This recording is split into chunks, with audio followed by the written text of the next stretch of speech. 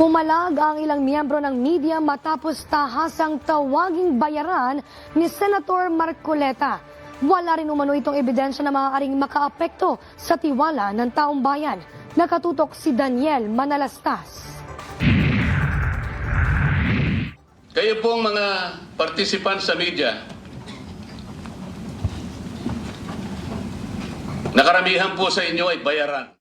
Hindi pinalagpas ng Senate Media at ng iba pang media organization ang mabigat na paratang na yan ni Senador Rodante Marcoleta. Ang mga ganito raw na pahayag ay hindi lang iresponsable kundi pag-atake sa institusyong kinikilala ang kahalagahan ng demokrasya. Ang akusasyon anila ni Marcoleta laban sa media kung hindi susuportahan ng ebidensya ay nakakaapekto sa tiwala ng publiko sa lehitimong pamamahayag, maging ang magandang pagtrato sa ilang media practitioners na ginagawa lang naman ang kanilang trabaho. Dagdag pa ng Senate Media, hindi mga politiko o political parties o mga hindi nagkakasundong politiko ang pinagsisilbihan ng mga journalist.